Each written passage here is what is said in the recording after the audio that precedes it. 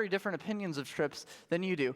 Maybe not. But we decided, you know what, we're going to take a video of some kids and see what they have to say, their thoughts about some traveling. So we have a video to play right now.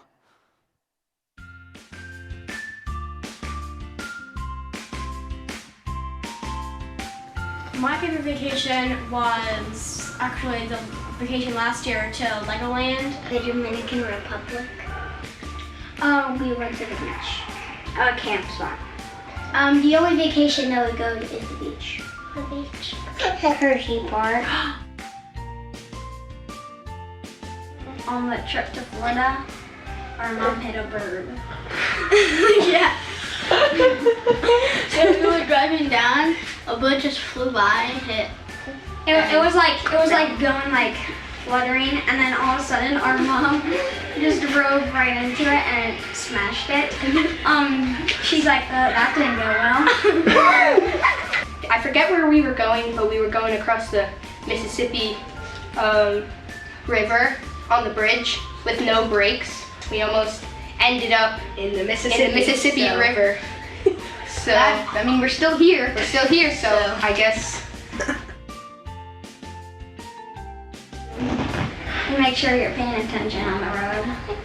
So you don't hit a bird. Good morning. I love it, Aiden. We're still here. We made it. I love that. Hey, here's some travel advice. Just to have fun. If you have kids, this is just an idea. When they say, "Hey, are we there yet?" Just say yeah and stop wherever you are, and just that's all, and that's what you get. So like we were gonna go to Disney, but we're gonna just settle for whatever this is. Yeah. So have fun with that. My name is John O'Contestable. I'm the Student Ministries Director here, meaning I spend all my time with our middle schoolers and our high schoolers. Oh, cool. Thanks. Bunch of awesome leaders. This is the one a lot of leaders come to. Yay, I love the leaders. And so this is like student ministry takeover. We had Ryan speaking in Hampstead and Andrew in Eldersburg. Barrick's hosting and I'm speaking. So we're like, campus pastors away. We're going to have some fun. So we'll see what happens. I'm very glad to be here. It smells better in here. That's for sure. Here's a freebie right at the top of the hour. Deodorant works. It is tested and tried and true. And, if you're the parent of a 6th grade boy, I would love if you could just help spread that truth and that message with me. Like, really spread it. You know what I mean? Like, a couple times, actually. Just, all right. But I'm serious. We're going to camp, and we're just going to bring spray deodorant, and just when they're not looking. You're like, whoa. Okay. Wow, I love it. Hey, in student ministry, we love to play games. So how about we all play a game to start? Yeah. Oh, yes, I love it. Okay, well, we're going to do it even if you don't want to. So it's not difficult. All you're going to do is shut your eyes when I tell you, and then you have to guess what show or movie is playing, and we're just going to play an audio clip. I know it's an audio, so technically you could look, but just shut your eyes, okay? Just please. Okay, ready? Shut your eyes and roll the audio.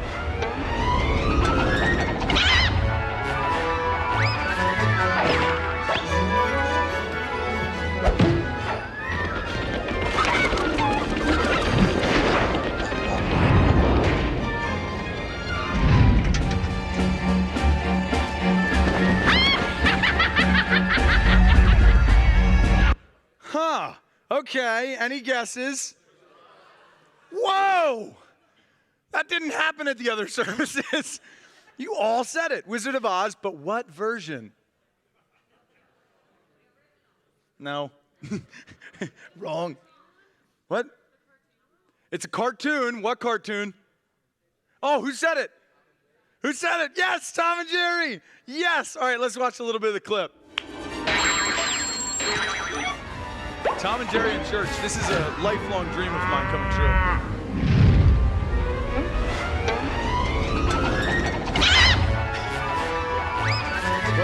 What if I just didn't preach? What if we just watched the rest of the movie? I'd be like, wow, that was an interesting service. All right, that's all.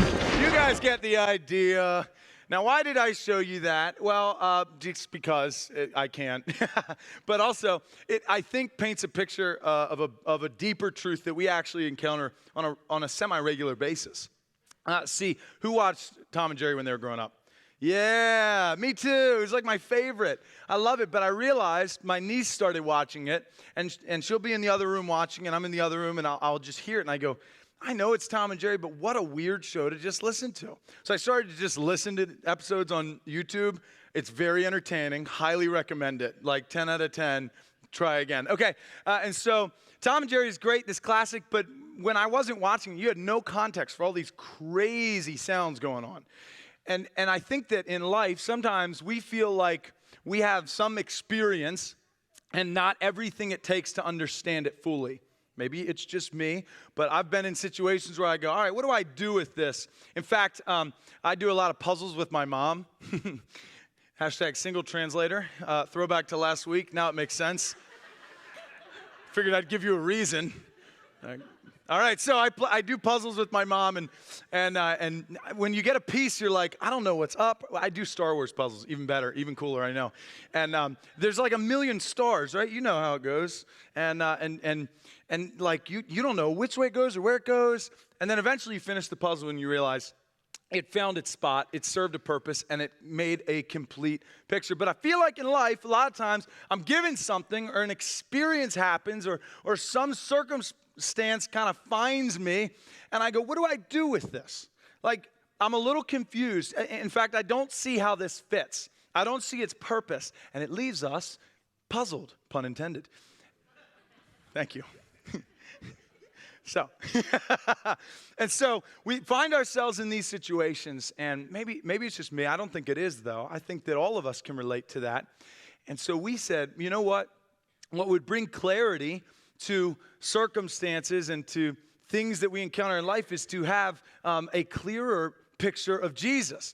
I mean, you hear the word faith a lot, but faith is not a thing. It's rather a framework through which we view things. And when we get a clear picture of Jesus, it changes the faith, our framework for how we see things, and we begin to see things differently, and perhaps how Jesus intended us to see some stuff.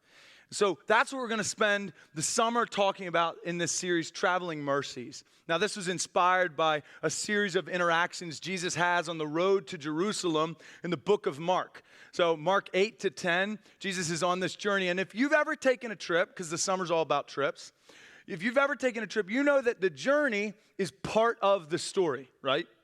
It's not all about the destination necessarily. In fact, the destination doesn't even matter if you don't take the journey. I've never gotten anywhere I didn't try to get to. The simplest way to say that one. And so if we have to understand the importance of the journey that we're on, especially when it comes to our faith. One time, my sister and I were going to Florida. And we're in the airport, and this was when we were really dumb, and my dad would say, hey, you should check the little screens because sometimes your gate changes. And we were like, yeah, right. And so we went and we sat at our gate, and we were like, and nothing, it's kind of amazing in hindsight that like flight to Orlando is changing gates.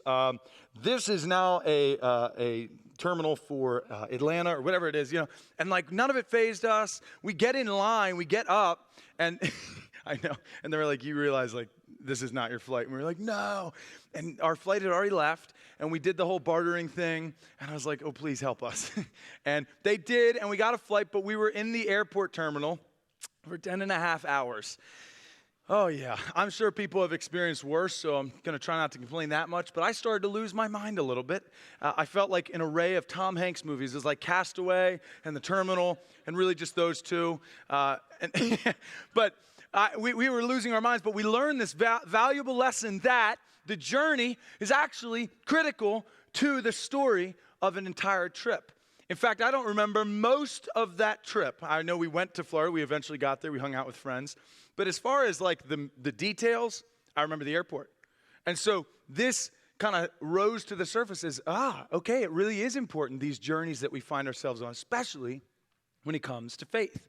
And Jesus and the disciples understood this while on the road to Jerusalem, eventually ending in his death on a cross. very critical and important to our faith. Jesus understood that there was still a journey there that would be full of conversations and interactions that were also vital and important. And he didn't neglect them.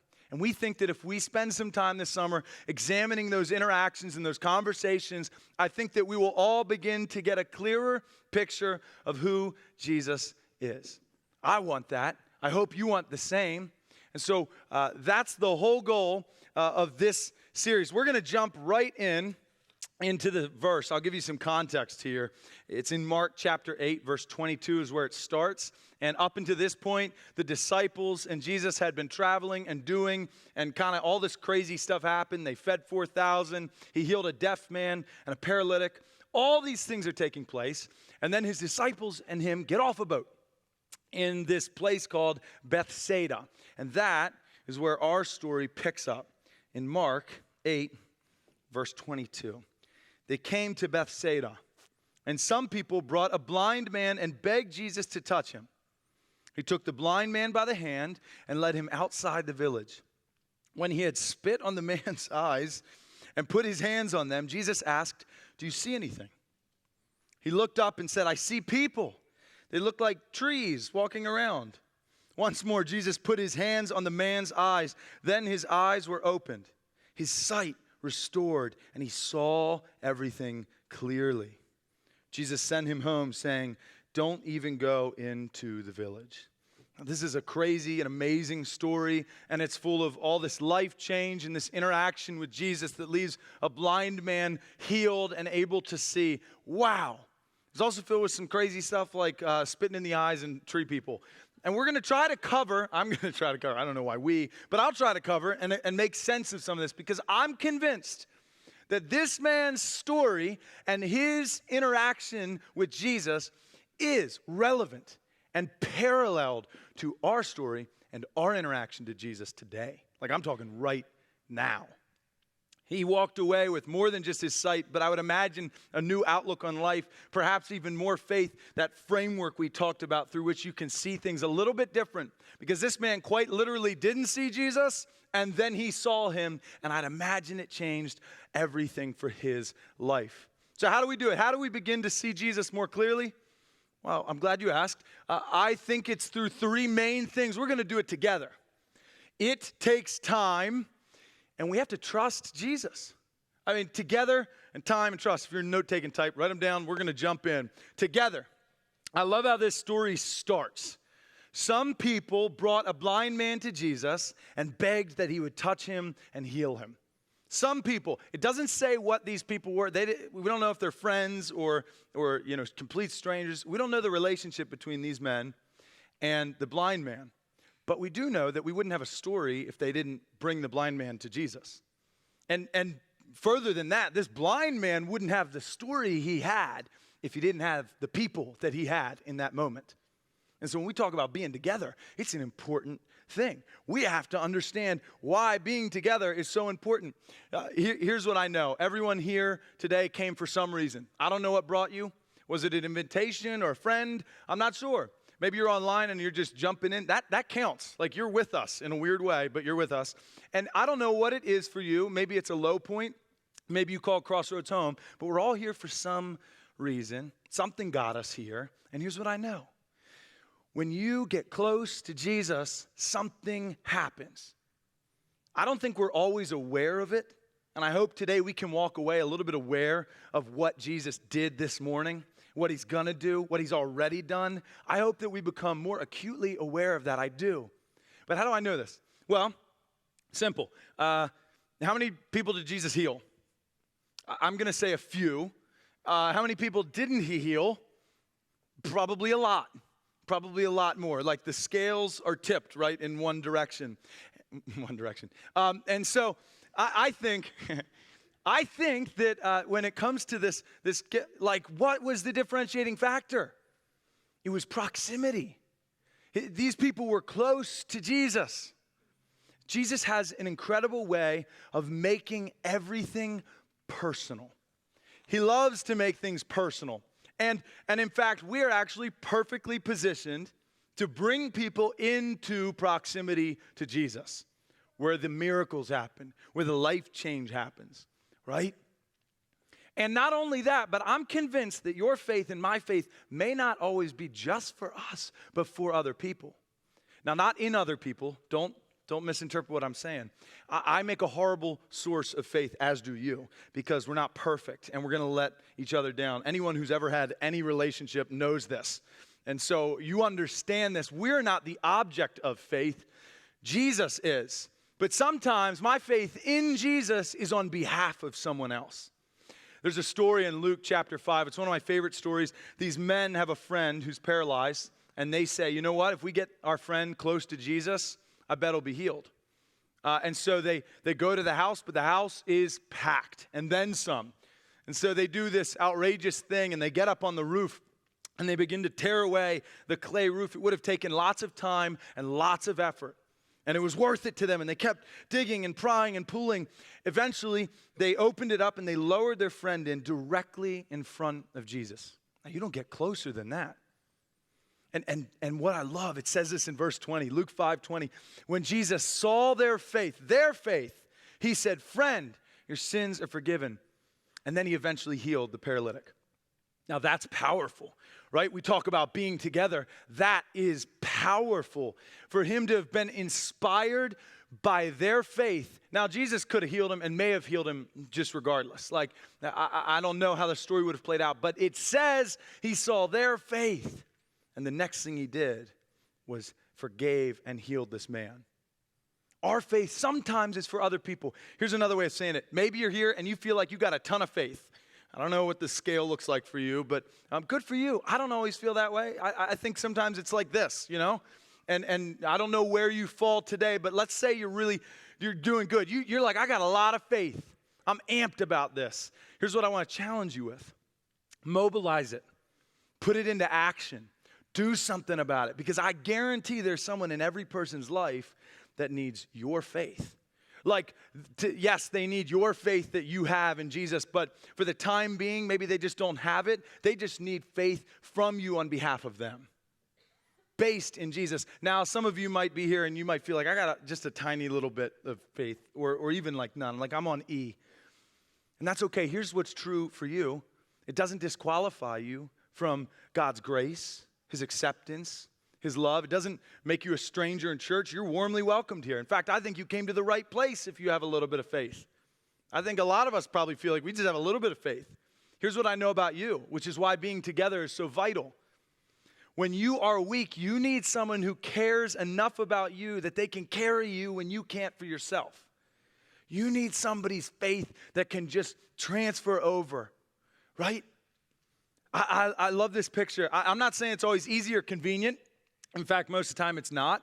It takes a lot of work and effort. Think of this interaction. I don't know how much begging they had to do to get this guy, how much coercion they had to kind of like, okay, come on, no, really, we know this guy, he can heal. He's like, too good to be true. No, really, come on, seriously, we know. Oh, no, God. I don't know how the interaction went, but I would imagine it wasn't necessarily easy to get this guy to go to Jesus. I don't know. But one of my favorite stories of how this played out in my life is actually Young Life Camp. I'm a Young Life leader. We actually got, hey, Young Life ever, hey, everybody. A lot of these people are at camp. Yeah! Hi. And so they just got back like, last night, 2 a.m., something? Yeah, they're all like just sleeping over here. I love it. So Young Life Camp a couple years ago, we had this kid. I'm pretty sure you'd registered, but like he slept in or something. He was going to totally miss it. Was that? Yeah. And we were like, there's not a chance this kid doesn't come to camp. See, camp is sold kind of as it's the best week of your life. And it is because you do a lot of crazy, amazing stuff. But it's also because you get close to Jesus. The proximity is tight. And so we were like, this kid's coming to camp. And we were like, but we're about to leave. We have to leave. And he'd just woken up. And we were like, we're going to get him. So we took, we drove to go get him in the charter bus. And we picked him up like off Main Street or Pennsylvania Ave. Blocked everybody's driving. The bus driver wasn't happy. Nobody was happy. It was a little inconvenient. Yes, it was great. He came out with like bedhead. It's like, didn't pack. Nothing, you know what I mean? Like, just jumped on, and we were like, there's not a chance this kid isn't getting close to Jesus if we have anything to say about it. When's the last time you begged Jesus to perform a miracle, to show up in someone's life that you know and love? Or even someone you don't know and love. Like I said, this story is even more amazing if he was if these guys were strangers to him. And they just said, he's just worth it. We just know it. And look, you're worth it. And we know a guy. Just follow us. Trust us. I don't know if it's a coworker or a parent, or whatever, but sometimes you just have to have faith on behalf of someone, and you got to beg Jesus to do something amazing in their life. So, you want to see Jesus more clearly? How are we going to do it? We're going to do it together. We can't do it alone. We weren't made to do it alone. We're going to do it together. When we have lots of faith or little faith, we're doing it together. But that's not all it requires. In fact, I think it requires a lot of trust, or time, I should say. A lot of time, right? This is not like an instantaneous, just add water kind of philosophy. This is like a slow boil process. Think about this man's life for a second. It was probably full of routine. You know, I like to say he knew his places and he knew his place. Meaning, he knew the smells and the sounds and the feel of this community. He had a place where he would sit and beg for money because they couldn't work. And so that was how he made a living. But he also knew his place. And his place was pretty low. His standing with other people. His identity in that culture. In fact, at that time, they believed that if you were blind, it was a punishment for sin. In John chapter 9, Jesus has another interaction with a blind man. And this crowd asks this probing question, and they say, Jesus, who was it that sinned to cause this man to be blind? Was it his parents? Was it himself? And Jesus says neither, which would have shocked them because they couldn't understand that it wasn't a punishment.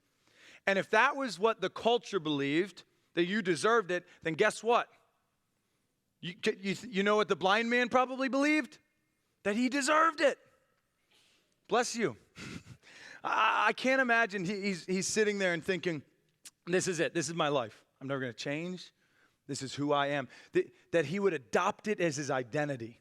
I'm the blind man. I'm cursed. And all those restless nights where he tried to recall everything he's ever done in his life and everything his parents ever did in their life. Why do I deserve this punishment? And what's true is that we actually do the same exact thing.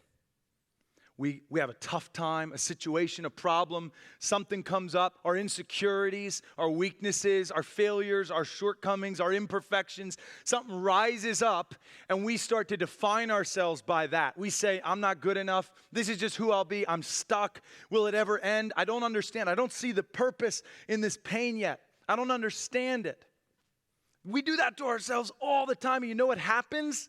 When we adopt our problems, when we accept the punishment, and when we stop seeing past our current position, it blinds us.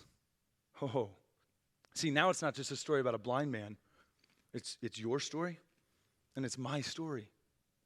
Now it's our story because guess who's blind? You and I. Yeah, it might not be physical, but oh my gosh, can you see the barriers that it begins to put up when you don't see things the way Jesus wanted us to see things? This is a huge problem. Pastor Stephen Furtick says it this way: sometimes it's easier to stay in familiar bondage than it is to embrace uncomfortable freedom. And so we find ourselves in these tough times or in different circumstances. And we become a slave to it. And it's not a comfort zone, it's a comfort trap. And we sit there and we're stuck in it. I mean, I picture this guy wrestling with why he deserved being blind, while he begged for money, while he begged for pocket change. And Jesus all the while is saying, you're settling for pocket change when I really have life change for you. And that's what we do, and we sit in it. And so that's this man's story, but doesn't it sound an awful lot like our story? This is one of the only times, it's actually the only time that Jesus performs a healing in two parts. Why? I don't know. That's kind of the million-dollar question. I do know this: Jesus didn't make a mistake. He meant to do it. He never didn't know what he was doing. I don't think Jesus was like, it didn't work that time. I don't think that's Jesus. Jesus probably didn't and knew exactly what was going on. The question is why? And to be honest, I don't have an answer for that man. I don't. but I can look at my life and I can give you the best answer I know how, which is I wasn't where I used to be, but I'm not where I want to be. I'm kind of stuck in what I call the middle ground, that healing, right? Where he said, can you see? And he's like, yeah, but it's not totally clear yet. That's where I feel like I find myself, and maybe you do too. You're like, what's the deal? Like, I signed on to this faith thing, and it wasn't instantaneous. Why? Why did Jesus take his time this time? Because it's all about time. It's a process. It doesn't happen instantaneously. And it's a struggle for us. I think we can find ourselves frustrated when it comes to our faith simply because we haven't given it enough time. I mean, waiting's hard, am I right? When you got Amazon Prime, like waiting for anything. Oh, waiting for your food and it's not your food and they walk by and that feeling you get. I mean, all that stuff is just so sad. Waiting's not easy. And we become frustrated when it comes to our faith because we're not willing to wait or we haven't waited long enough. But I guarantee there's something on the other side of waiting for you that God has in store for you. Think of it this way. If this man lied, if Jesus said, can you see anything? He goes, yeah, this will do. You know, like, this is okay. Imagine if he lied. Now, Jesus may have still healed him. Again, I wasn't there. I don't know. Jesus confuses me half the time. I love it. It's awesome. And so I don't know what would have happened if he lied. But what if he missed out on what Jesus really wanted for him? Jesus can heal anyone at any point if he wants, but I do believe he wants our honesty in return. It's like you can't heal what you conceal. And this idea of he doesn't want to heal the healthy you that you pretend to be. Our standard when it comes to Christianity is not be the best, do the most, like up here. It's down here. Our standard when it comes to our faith, what qualifies you to have faith in Jesus? Being broken and weak and low and honest about it. That's our standard. And that's what Jesus wants. I'm convinced that when Jesus asked, can you see anything? What he was really getting at is like this faith-based question that was like, all right, you know, are you going to be honest with me? And when he says yes, but not perfectly, yes, but not completely, I still don't see things the way that you would have me see things. I'm convinced that it was in his honesty that it led to his healing. That Jesus said, okay, that's all I need. And then he saw everything clearly. And here's the truth. Ready? When you begin to see Jesus more clearly, everything else looks differently. Now, it doesn't mean you understand it. It doesn't mean you suddenly can make sense of everything in the world and every problem you've had. You know as well as I that that's not very likely. But you begin to see it through a different framework because the clarity you have when you look at Jesus. Now suddenly you see your situations, your problems, your shortcomings, your weaknesses as something different. If lowness is the standard, when you can look through it with faith, you go, I'll boast in my weakness. Like I can actually celebrate my shortcomings because Jesus is just that good. That takes time though. That's a process. But you got to decide where you're going to look. Because you can look at Jesus or you can look at your circumstances. And here's what's true. You name a circumstance, I have a name that's better. I have a name that's greater. That name is Jesus. I call him my Savior, and he's bigger than all your problems. And he steps into your problems. Right? He went to the blind man. He makes himself accessible to us. So the question is, where are you going to look? Are you going to look at the problems and be blinded by them? Or are you going to look at Jesus? Because when it comes to seeing Jesus clearly, there's always more to see. It just takes time. It just takes time. Are you willing to give it a little time? I'm willing because I think it's so worth it. The perspective that I get when I see Jesus clearly is worth any price to me, including time. I'm ready. I'm willing. I'll do it. But that's not all. In fact, the last component I think is actually the most important. If we don't have that, we don't even have a story. It's trust. These men had to trust that Jesus actually could do something about this guy's circumstance, his situation, his condition. And then this guy had to trust those guys, and then he had to trust Jesus when he led him, and then he had to trust Jesus enough to be honest with him. There's a lot of trust going on. But we have none of it if we don't have trust. Like the whole story falls apart. I'm going to read it again just so that we're really clear on it. He took the blind man by the hand and he led him outside the village. When he had spit on the man's eyes and put his hands on him, Jesus asked, "Do you see anything?" He looked up and said, "I see people. They look like trees walking around." Once more, Jesus put his hands on the man's eyes. Then his eyes were opened. His sight was restored, and he saw everything clearly. Now, I'm not physically blind, but I would imagine it takes an extreme amount of trust to be led by a stranger outside of everything you knew and trusted to a strange new place and have him spit in your eyes. I don't know, maybe that's just me. I would be a little hesitant at that point.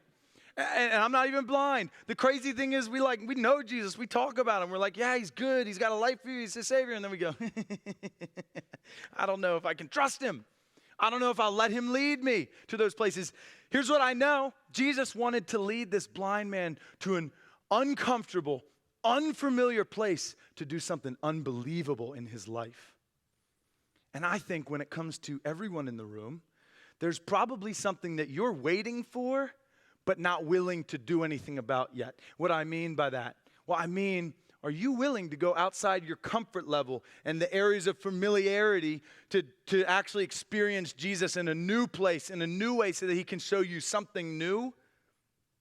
Sometimes we're waiting for the unbelievable. We're waiting for the miracle in either a prove it, God, or like a, where is it? I feel like I deserve this. I don't know what your rationale is, but until you're willing to be led by Jesus into an unfamiliar, uncommon place, you might also have to wait on that unbelievable thing.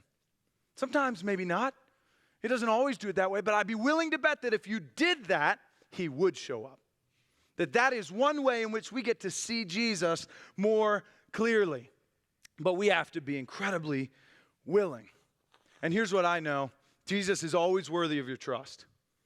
Maybe you have some trust issues. People can do that to you. And I'm not going to critique you if you got those trust issues. But here's what I do know. Jesus is always worthy of your trust. It never changes, despite your circumstances. Jesus is always worthy of your trust.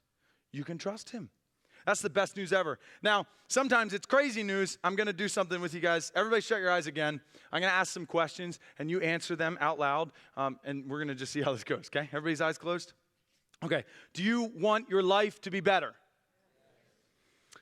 Do you want to be set free from some things in your life? Okay. Are you ready? Do you trust me? Say yes. Okay, keep your eyes shut. What?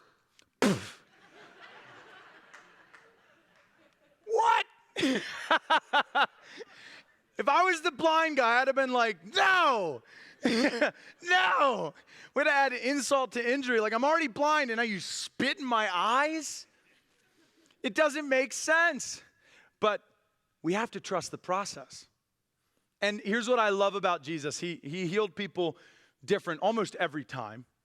Almost every time it was different. Why do I think that's amazing? Why do I think it's encouraging to know that I could be healed because of spit in my eyes? Why do I think that's fascinating? Well, because Jesus makes it personal. I said at the beginning, he makes everything so incredibly personal. So when we say that Jesus has an abundant life that only he offers, and he offers it to each one of you, I'm not making a blanketed statement. I'm saying that no, he has a life for you specifically. It's personal. And then he goes a step further and he ends by saying, now don't you even go back. Don't you do it. Don't you dare. Now that you've encountered me, now that you know what real life is all about, live like it. It's like if I set you free, don't act like a prisoner anymore. If I made it so that you can see, don't act blind. So he's saying, don't go back. Now, the order here is so critical, and you need to understand this. He was healed first and then commanded. Don't get that backwards. You don't have to do anything to earn what Jesus offers us. You already got it. It's this idea of we work from something, not for something. I don't have to work for acceptance. I know Jesus accepts me. I don't have to work for love. I know he loves me. I don't have to work for approval. I know he approves. I know that Jesus has already given me so much. He was healed first, and then Jesus commanded him. And when he commands you, you probably should listen, right? And so this commandment, I love it. I love it. Track with me. I don't know what brought you here today, but I do know this. Definitively, I know this. There's something in your life that God does not want you to go back to today. There's something he's saying, now don't you dare go back. If I set you free, live free. Now that's actually a really encouraging sentiment, but it's really difficult to do because why? Well, it takes a lot of trust, doesn't it? It takes a lot of trust. And I'm not saying I'm an expert. I literally, before I came out here, was like, all right, I just have to trust you, God. I just trust you. I trust you. I had to say that to myself, like not even 30 minutes ago. This is a daily practice. But if we want to see Jesus more clearly, we have to trust him a little bit more.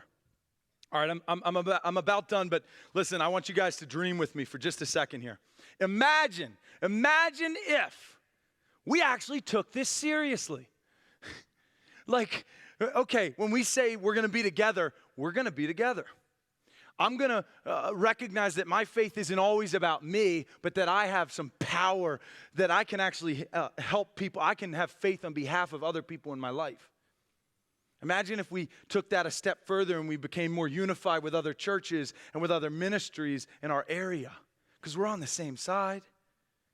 Like, imagine if we actually lived that out. Imagine this one. Imagine if we started to trust him more. Like if everybody, if there's some level of trust or whatever, just imagine if everybody just went just a little bit more. What would that change in your life, in our church, and in our community?